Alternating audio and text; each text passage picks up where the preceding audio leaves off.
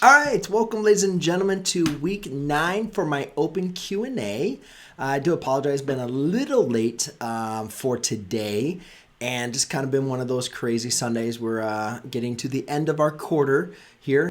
Grades are due at the end of this week for at least my classes, so therefore, it's just kind of been, a little bit hectic, but obviously this is our week 9, so I wanted to make sure I could include this, but I do apologize. There was a couple questions I really wanted to kind of include on this. I saw some of you guys getting those questions into me. I just really didn't have time to work through any problems. Again, obviously on the live stream, some problems I'm a lot more familiar with other problems. Some of them I really want to do, and I just want to make sure I'm correct, because obviously once you go live, you guys don't want me just to be stumbling around trying to think through a problem and spending, 20, 30 minutes on something. What the heck? Can I look at? Oh, it's cool. It's kind of showing that you're done. It's showing all of my comments. I'm just sorry. I'm just kind of looking at this now. Seeing you guys have now joined in. So Samuel, Michael, Alexis, the Kitty Gamer, an amazing stream. Thank you, Armando, Tom. Good to have you guys on, and Tasha and Shrejay. Good to have you guys on the stream. So I'm going to handle just a couple questions here. Go through. I did only select 4, so therefore, hopefully, I probably will have a little bit more extra time to maybe answer some questions from those of you guys that have entered on the stream. A lot of times, I get some questions and we basically get everything filled up, and it takes me 30 minutes, basically to go over what I have. But hopefully, for this live stream, if there's some other questions you guys have, an hour late. Shouldn't have been an hour late, unless the live was incorrectly. I'm trying to. If you guys ever notice that, I've been doing some other live streams during the week, and that's because I'm, obviously YouTube is transferring over to a lot of the new systems, and so I'm trying to get used to them and trying to see how it works out, and it's not really been working that great, so that's why I wanted to test it with my other live streams, and then this one I just kind of worked in with what I'm familiar with. But eventually, the way that I'm used to setting up a live stream is going to go away. So I got to get familiar with this new system from YouTube, because eventually everything's going to get turned over to the new stuff. But either way, if you guys do have some questions, I will try to get back into the chat, kind of answer some questions. And yes, Armando, we'll do some geometry questions. Geometry is a little bit more difficult to kind of cover on a live stream compared to, you at least you submitting answers. But just remember, every week, guys, I do plan on going live, so you can always submit your questions to me, either on my community post in YouTube, or you can send me a message at Free Math Videos on Facebook if you need a picture, and therefore I can submit it from there. And hopefully, I'll have some time just to make sure I can get to a lot of the problems. But for right now, we're just going to kind of do a simple evaluate. I'm going to do some subtraction of vectors. We're going to graph a hyperbola. Then we're going to look into graphing a rational function. And I think that was it, right? 4. Yeah, so that's all I have on the docket for tonight. And then obviously if there's some other questions I can address from you guys, then let's go and do that. But before I can do that, I got to get through these problems. So let's go ahead and knock these out. And then I'll hop back into the chat, and maybe there's some additional questions I can help you guys out with. All right, so just remember, guys, if you're evaluating, if we have a function g of x equals x squared minus 4, x is the input variable. So g is the name of the function. And so therefore, if I have the name of the function, but I'm going to use a different input variable, and I'm sorry, my picture thing, so XT, Jackie Chan, $99, can you help me with compound and conjunctions? Oh, it's showing up a thing. Well, thank you very much for the super chat. I do apologize. You're going to have to give me something a little bit more specific as far as what you would want me to go ahead and solve. So please make sure you go ahead and be a little bit more descriptive as far as the compound or conjunctions as far as that statement. But thank you very much for the super chat. I really do appreciate that. All right, so I'll kind of make sure I come back in there for you, XD, and go from there. After I've kind of answered some questions, I'll check back in. So as far as this thing, all we're really doing is looking for whatever the input is, we're going to replace with our new input value. So in this case, I have, if I said g of 1, well, then you're just going to plug 1 in for x, right? X represents the input value. So in this case, you would get a value of -3. So if our input value is negative 4t, all we're going to do is just replace x with a negative 4t. Oh, it keeps on showing that. Squared minus 4. Well, again, remember negative 4t is negative 4t times negative 4t. So that's going to be a positive 16t squared minus 4. And there's really nothing else that I can go ahead and solve. That's really annoying.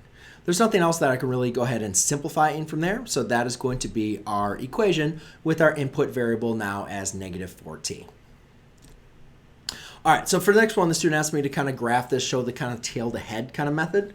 So a couple things is when we're looking into, subtraction, the best way I can understand to, recognize subtraction of vectors, tail to head method is just to think of them as addition, right? Because if I had, 3 minus 4, I can represent that as 3 plus a negative 4. So the best thing that I do to at least understand this is, if I want to subtract the vectors, just think of it as adding the negative version. So first of all, let's just kind of graph these, and then we'll kind of do a nice little combination here. So remember 3 comma 1, these are all in our, I forget my forms here. It's been a while. We haven't taught this yet. But the standard form where our initial point is at 3 comma 1, or 0, 0, I'm sorry. And then our final point here. All right, so there's the vector 3, 1. And then here's the vector negative 2, 4. 1, 2.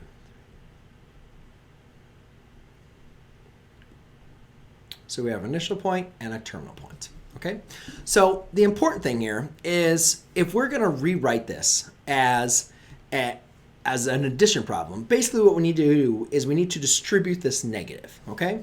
So what I'm going to do is I'm going to change this problem to a 3 comma 1 plus a positive 2, negative 4. All right, so it's very important to kind of see what has now just happened here. If I'm going to graph the vector 2 comma negative 4, now it's going to go to the right 2 and down forward. All right, so what you can see is what happened is this vector got reflected, right, about the origin. That's what that negative is basically doing with the vector. It's reflecting it about that origin. Now, let's go ahead and do the tail to head method with this vector. So basically, if we have two vectors, 3, 1, and we have the other vector 2, negative 4, right? Again, we change this to an addition problem. So we're basically like working into adding these, right? And what I'm going to do is actually, let's see if I can I move this one? Yeah. So basically, if I take this vector and add it all the way to the end here, right? Basically, I'm taking the, no. There you go. No, don't do that. Okay, no. Come on. There you go. Boom. All right. I don't want to take those 2 points from it. But basically, that's exactly what you're doing. You're taking these 2 vectors and 1, 2, 3, 4. All right, so you're taking the tail of this vector and putting it to the head of the other vector. All right, and so now we can basically just kind of determine, well, where exactly is this point? Well, it looks like to me, if I was just to kind of guess, it looks like this would be at 1, 2, 3, 4, 5, and then down to 1, 2, 3. It looks like down to negative 3, right? Roughly. So 5, 3. So if I was to go from here all the way down to there, right? And that's basically what we'll call our resultant vector here. And again, let me just kind of graph these separately. So we have 1, 2, 3, up 1, and then 2, 1, 2, 3, 4. Okay. So basically, all you're doing when you're doing the tail to head method is you're taking, one vector. It doesn't really actually matter which vector you do. But again, we're just adding them, right? So you're going to basically be adding 1. So you could either take this vector and put it down here, or you could take that vector and add it down to there. But either way, what you do is you create this resultant vector, which let me go ahead and use some different color here. Let's go ahead and use blue. that's going to take us. So that's what we call the resultant vector right there. And again, it doesn't matter which one, where you distribute the negative. You're basically just taking the two vectors and just putting them tail to head up on that set. Now, let's go ahead and figure out this algebraically. So therefore, we can understand it graphically, but it's important to understand, also, since we distribute this negative, you're just combining the first term and the second term.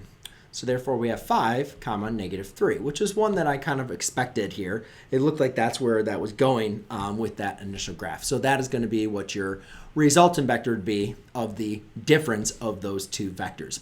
And basically, again, the tail-ahead method you could use either way, but then you're looking for that blue vector is going to be your answer. All right, question number 3.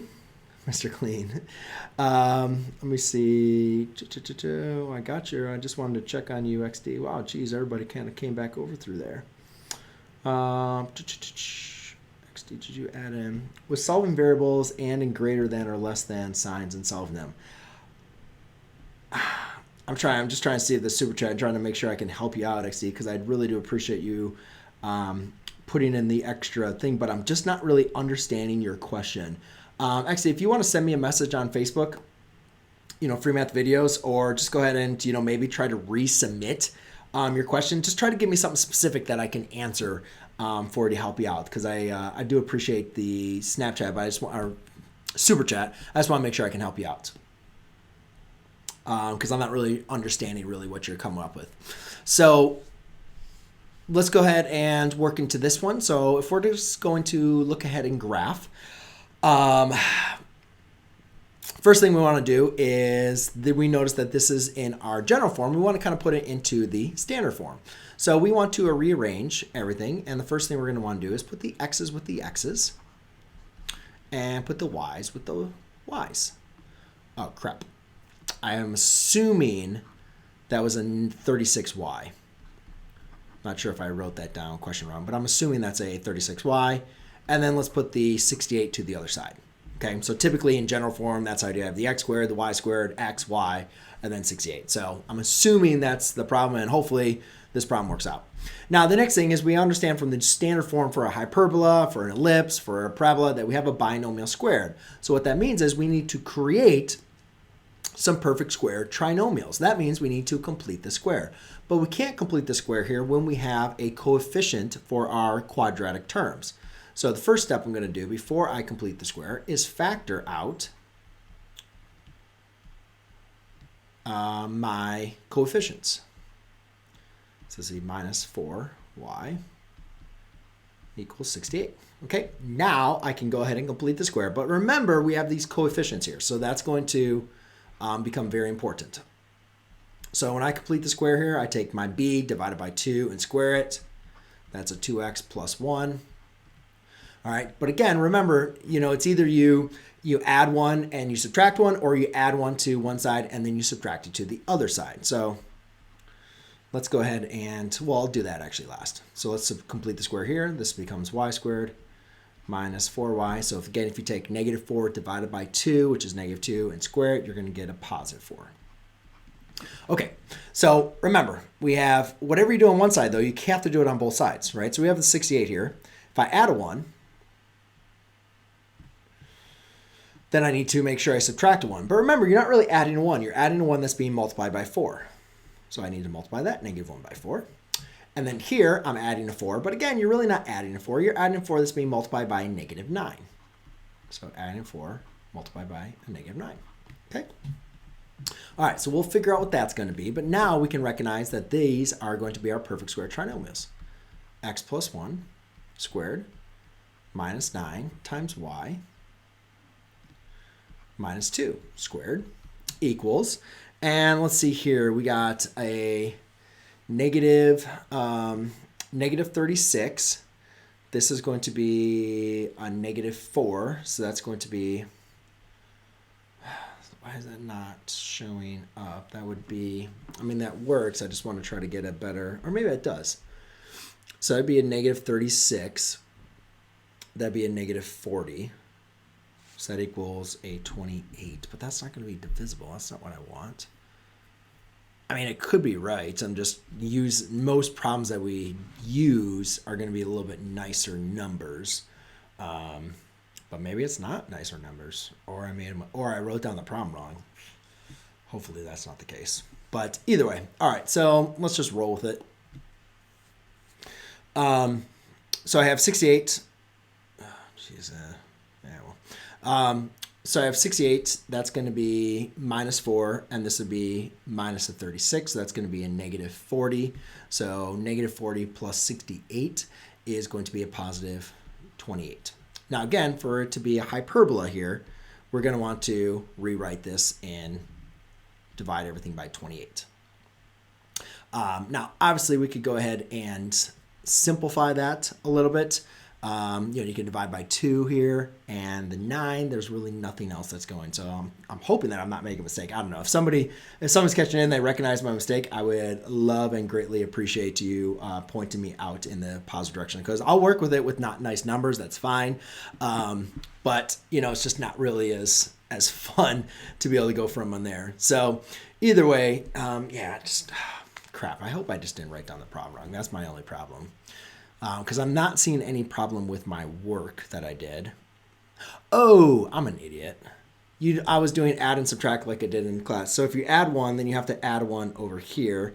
Since you added a 4 here, you have to add a 4 over there. So yes, I did make a mistake. All right. Right, because whatever you add on one side, you have to add onto the other side, right? And I subtracted a 1 because that's what we were doing in my class. So okay, so that'd be a negative 36. So it's a negative 36. That'd be a negative 32.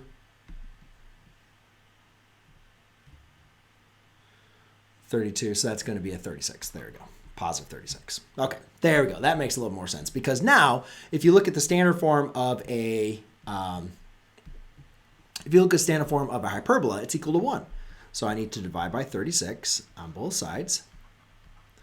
Okay, and that's going to give me the equation x plus 1 squared over 9 minus y minus 2 squared over 4 equals 1. All right, so now we can identify all of our information. So in this case, we're going to have a center of negative 1, 2. Remember, a hyperbola always comes in the form of a squared minus b squared. Since my a squared is under my x, I'm going to have a horizontal transverse axis. So my a squared is equal to 9. My b squared is equal to 4. And remember, the relationship of a, b, and c is just kind of like the Pythagorean theorem. It's not the Pythagorean theorem, but it's kind of like the same idea. A squared plus b squared equals c squared. So in this case, I have 9 plus 4 equals c squared. So therefore, I can say a is going to equal 3, b is equal to 2, and c is equal to the square root of 13. Okay, now again, we got to remember what a, b, and c do. A represents the distance from the center to the major vertices. B represents the distance from the center to the minor vertices. And C represents the distance from the center to your foci. So if my center is at negative 1, 2, and again, I have a horizontal transverse axis, basically to find my vertices, and I actually don't even remember what other piece of information they wanted me to find. But again, we can just do negative 1, and then that's going to be plus or minus 3, comma 2. So let's actually work that out for them. So that would be a 2, comma 2, as well as a negative 4, comma 2. And then the foci, which is the other piece of information, which would be, again, the foci and the vertices, major vertices lie on the major axis. So that one we can't really simplify because we have this irrational number. So I'm just going to use plus or minus square root of 13, comma 2. And at least that's the information that I want my students to be able to identify: the center, the vertices, and the foci. So I'm just going to roll with that. Obviously, you could also do the asymptotes as another important one as well. All right, let's get into the last question. Then I'll kind of hop back in with you guys in on the chat. So last one is to graph. Now this is actually one we're going to be getting into my class period. And so there's a couple different ways. It really kind of depends on how much you need to know for graphing or how like specific you need to be. I graph these without my calculator, or at least I ask my students to be able to do that. So, I do make sure that they understand, how to identify certain things. So I think the first thing that we should be able to understand for any function is that to find the x and the y-intercept. So the x-intercept, again, is when y is equal to 0. Or f of x, right? It doesn't, those are interchangeable. It just depends on the notation. So if I put 0, and then I have x over x squared minus 25, well, obviously now to solve for x, I'm going to have to get the x squared minus 25 off the denominator, so therefore I'm going to get x is equal to 0. All right, to find the y-intercept, that is when x is equal to 0. So therefore, I'm just going to take my f of x, or let's replace it with y. So I'll say y is equal to 0 over 0 squared minus 25, which is just equal to 0, right? Anything 0 in the numerator. So therefore, I have an x and y-intercept at 0. Good. The next thing would be identifying the asymptotes. The vertical asymptotes, all right, are going to occur at x squared minus 25. So therefore, that's going to be when the values are going to x squared minus 25 is equal to 0. So therefore, we can say x is equal to plus or minus 5. And then we have a horizontal asymptote. The horizontal asymptote is, again, remember, going to be a comparison of our degree in the numerator over our degree in the denominator. Whenever the degree in the denominator is larger than the degree in the numerator, we have a horizontal asymptote at y is equal to 0. All right, so now I have quite a bit of information. I have two vertical asymptotes. I kind of have an idea what this is going to look like, but I'm also going to kind of verify that to make sure. So I have a x and y intercept. Okay, and then I have some vertical asymptotes, and I have a horizontal asymptote. Okay, so the best thing here now would really just to kind of like pick some points, right? Use a table of values. Obviously, if you're used to what the graph would look like I have an idea it's going to be that, upside down parabola, and like that. But let's go and take a look. So again, let's just pick some points, like the best thing also about graphing for any function, doesn't matter what it is to just pick points, like use a table of values. So let's make f of x, and actually to preference that, a lot of times when I used to spend more time with graphing with my students, all I really asked them to do would, basically be able to identify, give me a point to the left and to the right of every single intercept, okay? Or every single asymptote as well. So let's go ahead and do that. If I was going to, again, I want to pick something that's going to be kind of nice, and that doesn't really, yeah, it's whatever. Let's do it. All right, so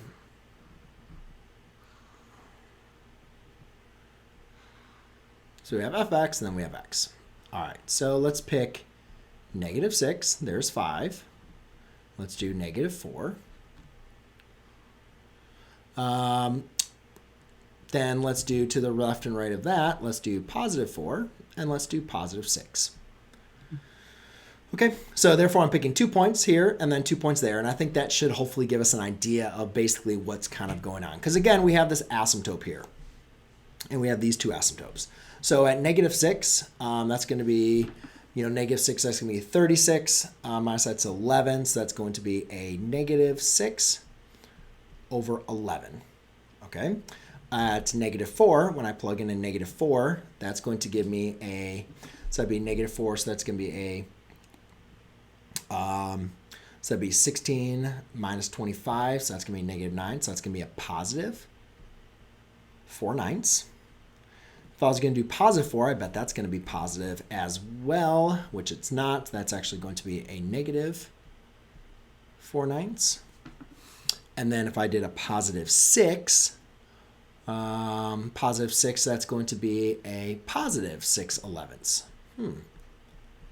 So basically, if you wanted to kind of identify the graph a little bit more, you just want to plug in some more points, right? And kind of see what it is. Now, for the sake of this live stream, I actually didn't do this problem ahead of time to look at it. So I'm just going to go ahead and cheat because save everybody some time and just say, let's look at this. Because obviously these points, you can just kind of judge them as far as how close they are to 1, and certain values that you're aware of. But, basically you can just keep on picking points, like pick -7, pick -3, pick -2, and just keep on doing that until you have an idea of what you're looking at. The best thing that you can understand with this is that, remember, the asymptotes, the function is going to be approaching the asymptotes, right? They can cross a horizontal asymptote. They're not going to cross a vertical asymptote, but they're always going to be approaching those asymptotes on the end behavior. -25. So it's close. So it has that cubic form. Yep. Okay. That's what I was. So on this one, it looks something like this. So I was right with those. It's actually going to have this S-curve shape. And then has this little hyperbola one here. So again, that makes sense, right? Because at -6, we had a negative value. At -4/9, we had a at -4, is that supposed to be? Oh, at -4, so we had a positive, right? At +4, we had a negative value. And at +6, we had a positive value. So you see how that kind of works for that graph. And again, to really kind of define that is just, again, picking more points from this table set and then plotting them on the graph, and going from there. But I think with technology nowadays, we can spend a little bit more time using obviously graphs, calculators and stuff. So that's why I don't really spend as much time with my students. But I do make sure that they can identify the x-intercepts, the y-intercepts, horizontal asymptotes, and vertical asymptotes, because then the rest of it's just plugging in points and, seeing what you come up with. So, all right, that is it. I do have, that actually took 30 minutes. I was kind of surprised, but either way, if let me kind of check in the chat and maybe see if there's anything I can answer for some of you guys real quick. I do see Johnny, Ben, Jeremy, Dalton, Raj, Thin, Fan. All of you guys are in the chat. Brian at Math is Fun. Awesome. Glad a lot of you guys in. But man, I see why is all the questions. You guys bring me a lot of the questions coming in here, which I'm not going to have time to be able to solve all of those. Hey, Michael, Andy, good to see you guys. Well, I'm very happy, Michael, to be able to help you out. Ivy, I'm not sure what question you're trying to ask, what you're trying to solve for. Could you have factored the first problem further? And let me see what my first problem was.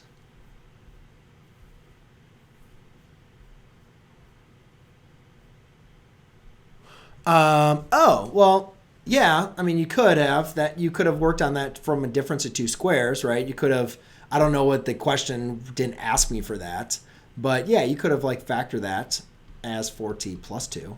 If the question was, to evaluate and then factor it or something, then yeah, you could definitely go ahead and factor that as a difference of 2 squares. I think all I saw was just evaluate, or find what -4t was. Can you help me with mine? Yeah, XT, I'm not sure. Let me try to search back and see if you elaborated a little bit more with me, because I'm not sure. All right, solving writing as a compound equality, as a compound and with a conjunction. Okay, gotcha, XT, gotcha. All right, so this, guys, thank you for your questions. Unfortunately, though, I don't have extra time, but I will definitely get this question in here. And I see a lot of you guys are adding the questions, which is awesome. Thank you so much, guys, for giving me, for submitting these. Unfortunately, though, I just kind of have a little bit of limited time, and that's going to be equal to 4. So, again, my recommendation, guys, if you have some questions, obviously I know some of you guys just kind of got a notification and you're like, hey, let me just go and step in on the chat, see what he's doing. Obviously I've already, I'm just trying to keep these live streams to answer some questions, but every single day that I'm going live, or at least on the Sundays, I try to give you guys as much notice as possible by setting the live stream up, and as well as making a community post. So, if you guys can make sure that you can set those questions there, that at least gives me some time. Today was a little bit rough trying to get prepared for this live stream, and I really didn't have time to, kind of verify a lot of the questions, but I had enough. I mean, I had 4 that I could work with. And, I see a lot of you guys, you're just submitting these questions, which is awesome. And I really just wish I could help answer more of these. I just don't have time. I mean, obviously we could basically, and maybe one of those times, maybe that's what I'll do. Maybe I'll just, maybe that's what I'll do. I'll do like a marathon live stream or something. I'll just sit here and just answer as many math questions as I can possibly do. Because it seems like every single time I go live, that's what people they start flooding in the questions. But obviously for my sanity, as well as to make the live streams kind of at least more beneficial for those of you that are viewing them, I try to have as many pre-submitted questions as possible. And again, these are all questions that were submitted to me today after I post them in my live stream. So just keep that in mind, guys, because I know a lot of you guys are, adding to the chat, which I really appreciate. But then also, if you guys can help answer some questions out for other people, that's really helpful, because obviously I'm just one person. I don't have a moderator or anybody else that's answering the questions. So if you guys can help anybody, that has maybe a simple question or something you feel comfortable with, that is great. All right, so here's a compound inequality. And the compound inequality, we just need to make sure we're going to break it up into 2 different ways. So we're going to break it up into that inequality and that inequality. Let's take that from there. And here. Okay? And just remember, and we have this compound inequality that, the conjunction here is going to be and. So therefore, we're going to be looking for the intersection of these 2 solutions and graphs. So we have -2 less than 5d plus 1 and 5d plus 1 has to be less than or equal to 4. So here's the equation, basically, and we're going to look for these 2 graphs, and we can solve them separately, graph them separately, but the solution is going to be the intersection of these 2 solutions. So let's just go ahead and solve these. So we take it from the compound, we break it up into 2 inequalities, right? So we take it into that one, and we take it into that one. All right, and now we're just going to solve them separately, just using some inverse operations here. So subtract 1, so -3 is less than 5d, divide by 5, divide by 5, -3d is less than d, I'm sorry, -3 over 5.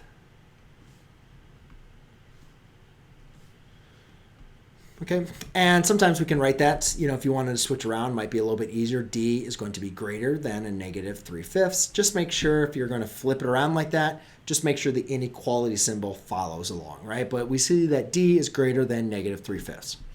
All right, now let's go and work with this one. So I'm going to subtract a 1.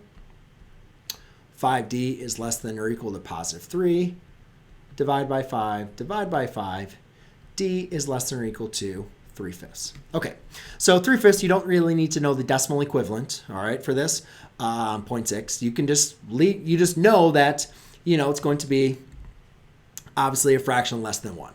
So let's go ahead and basically graph them. And actually what I'm going to do is I'm going to graph all 3. So I'm going to graph the first 2 on their own graph, and then we're going to do the final answer is going to be the intersection of those 2.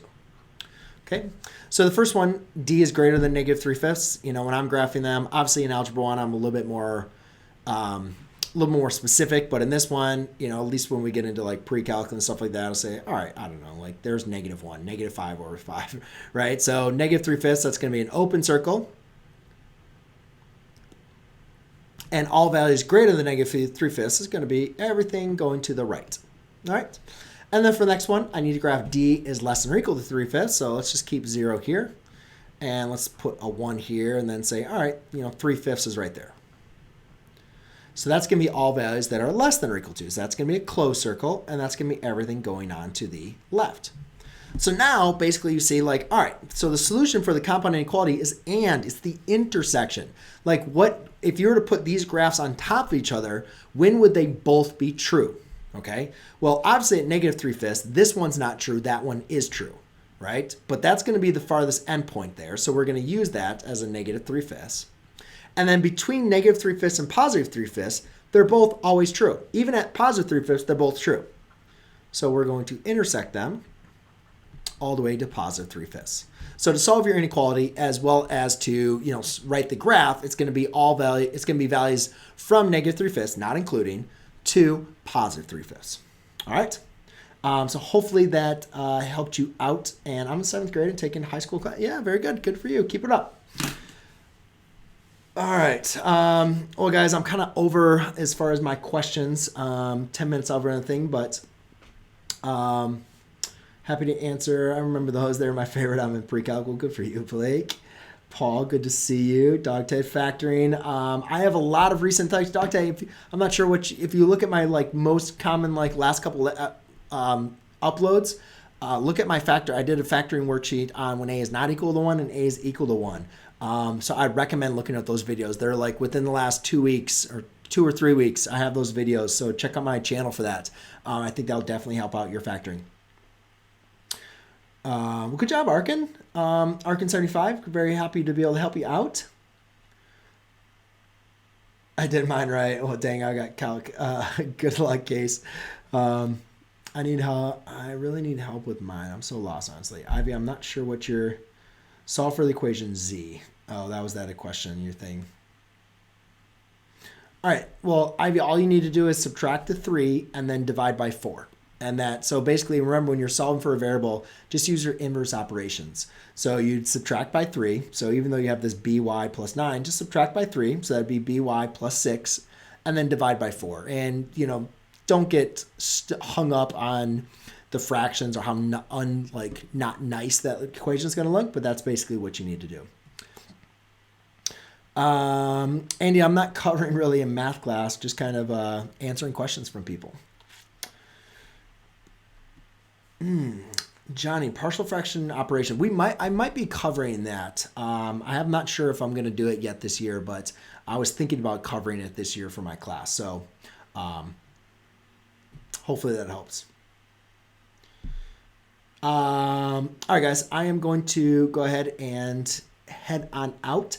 But Blake, please remember that the tangent function does not have an amplitude. So the only functions that have an amplitude are the sine graph and the cosine graph. So that's why I'm not going to help you out with your person. But either way, CFL, yeah, you get a shout out. I appreciate you guys joining me on the live stream. Look out for my notification for next week. I will plan to be live once again. And I am happy to hang out with you guys and take in your questions. So if you guys do have questions I can help you out with, let's go ahead and save them in for next week. I don't believe I'm going to be going live this week on one of my random ones because I've already done all my quizzes. So we're good. But I will have another, kind of live stream, even though I'm not opening them up for questions. But next week, guys, plan on it. And I really appreciate you guys hanging in the stream, and as well as keep working hard, and hope you guys have a great week. All right. See you later. Let me close off that. No. There. This is all new now.